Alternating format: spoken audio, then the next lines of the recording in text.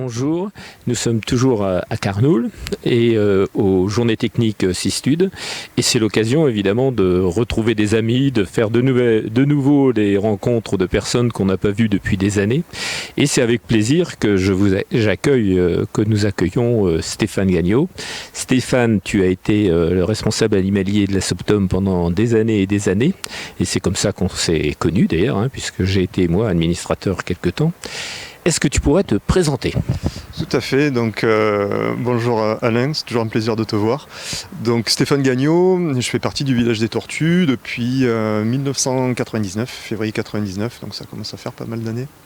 Et donc j'ai en charge la gestion animalière du parc, aussi bien administrative que technique, et je suis le capacitaire en présentation au public et sur la partie soins à la faune sauvage et élevage. Tu sais que nous, ce qui m'a toujours intéressé au parc, c'était la gestion évidemment des cistudes, qui n'était pas toujours très évidente parce que c'était pas l'animal emblématique du parc, c'était quand même la tortue d'Hermann. Néanmoins, il y a toujours eu un bassin de vision de cistudes dans les différents villages des tortues que j'ai fréquentés. Est-ce que tu peux nous dire quel était le sens, le but de ces bassins et qu'est-ce qui s'est passé pour ces cistudes qui étaient accueillis dans le parc? Alors déjà il faut parler de l'origine de ces animaux, c'est pas toujours évident, donc il y a des individus qui sont rapportés sur le parc par lot et qui sont issus de saisies administratives, quelquefois des parcs qui font de la présentation au public, qui n'ont pas les autorisations, ou des particuliers, et puis ça peut être aussi des animaux errants d'origine inconnue. Donc c'est des animaux qui vont se retrouver en présentation au public, en attente d'analyse génétique. Et un autre volet, ça va être le volet géré par l'association Soptom, qui gère le centre de soins faune sauvage.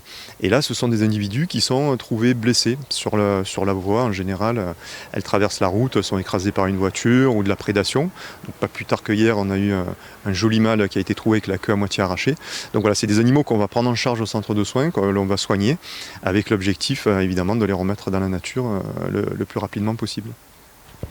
Oui, c'est un travail assez extraordinaire finalement parce que il s'agit quand même d'éviter le gros des dégâts que peut commettre l'espèce humaine avec sa voiture, avec sa débroussailleuse, avec différents moyens techniques qui empiètent largement sur la nature et qui posent des problèmes.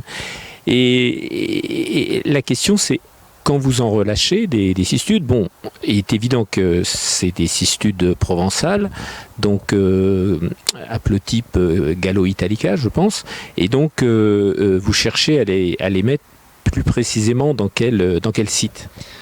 Finalement, l'activité centre de soins faune sauvage, c'est la plus simple, parce qu'on connaît l'origine des animaux, on connaît exactement le site, on va les prendre en charge, les soigner, on commence à avoir une certaine expérience qui nous permet d'avoir un bon succès sur les soins. En plus, ce sont des animaux qui sont assez robustes face à la traumatologie, et donc on les remet sur la zone d'origine, si elle le permet, en général c'est le cas. Là où ça devient beaucoup plus compliqué, et on n'a pas vraiment de solution, donc c'est là où j'aimerais, dans le cadre de ces journées techniques, poser peut-être le problème et avoir des solutions, c'est la prise en charge des animaux d'origine inconnue. Par exemple, on trouve une cistude sur une zone urbaine, quelle est la conduite à tenir ? Aujourd'hui, il n'y a pas de directive.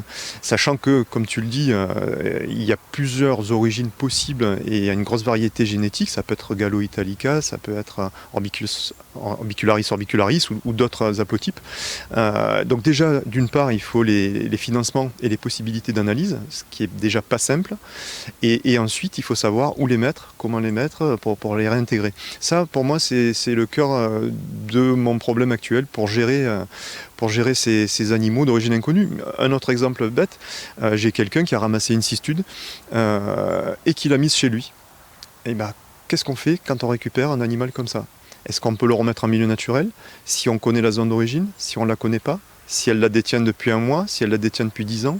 Donc il y a des protocoles décisionnels à mettre en place pour gérer ce type de situation qui n'existe pas aujourd'hui. Oui, puis bon, non, mais ce sont des questions vraiment importantes parce qu'on s'aperçoit que on est vraiment, ce sont des animaux qui dépendent énormément de nous et de nos activités. On pourrait appeler ça des commensaux, hein, c'est-à-dire qu'ils sont vraiment, sous nos responsabilités et il est important que les autorités les prennent ces responsabilités par rapport à ces questions-là.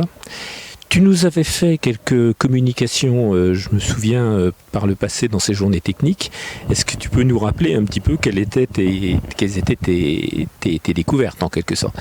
Je n'ai pas fait de grandes découvertes sur les cistudes, le travail est très modeste, j'ai plus travaillé sur la tortue d'Hermann, mais disons qu'on a eu l'occasion de faire un retour d'expérience sur nos modestes travail de terrain en termes d'élevage et de maintenance, et d'autre part on avait fait une présentation des résultats sur des analyses génétiques que l'on avait fait sur des cheptels captifs, notamment en collaboration avec l'université du Bourget, pour essayer de passer au tamis notre cheptel et de voir les différentes origines, et on se rend compte qu'il y a beaucoup de brassage. L'activité humaine, malheureusement, c'est pas trop du commensalisme, finalement c'est plus du parasitisme, hein. C'est l'impact de l'homme sur ces pauvres bêtes. Il est extrêmement fort, il y a beaucoup de déplacements d'animaux, beaucoup plus que ce qu'on puisse imaginer, et c'est très compliqué à gérer en fait. Donc la génétique c'est un bel outil, et c'est vrai qu'avec par exemple le Bourget on avait fait des analyses mitochondriales. Là on a voulu aller plus loin pour valoriser notre cheptel et essayer d'impliquer certains individus dans des programmes de réintroduction, notamment le profil 2A qui fait l'objet de réintroduction au lac du Bourget à Strasbourg. Finalement les animaux qu'on avait sélectionnés avec des analyses mitochondriales, quand on est passé au microsat qui est plus pointilleux, qui tient compte de l'origine à la fois de côté maman et côté papa, une partie, la 90% des animaux qui avaient été présélectionnés en mitochondrial, ils étaient plus valables. Donc finalement on se retrouve avec pratiquement rien pour pouvoir travailler sur ce profil-là. On n'a pas assez d'individus. Donc c'est dommage et à la fois complexe et frustrant d'avoir un cheptel, on a quand même 60 individus sur le parc et qu'on ne peut pas vraiment valoriser. Donc voilà, c'est un petit peu... en tous les cas, on le valorise dans le sens où il permet de sensibiliser les gens, ça c'est déjà un travail énorme, en association avec d'autres bassins de tortues exotiques qui sont à proximité, pour pouvoir faire le lien entre la taille, les différents habitats, de comportement. Donc tous les visiteurs qui passent sur le village des tortues sont sensibilisés sur cette cause-là. D'ailleurs, c'est assez extraordinaire parce que souvent, autant la tortue d'Hermann, on la connaît, autant la cistude, les gens, on a une tortue d'eau dans la région, tiens, je savais pas, je croyais que c'était des tortues de Floride, on les a dégommées à coups de fusil parce qu'on croyait que c'était des espèces invasives. Donc la sensibilisation, c'est déjà énorme et c'est déjà un beau boulot. Oui, je crois que la cistude, effectivement, c'est la tortue un peu invisible en France, alors que c'est un enjeu considérable par rapport aux zones d'eau douce, par exemple, au niveau de leur habitat. Et moi, c'est ce que je rencontre en particulier au Baléares, où là, il y a les températures et le changement climatique, c'est quand même assez présent. Et donc...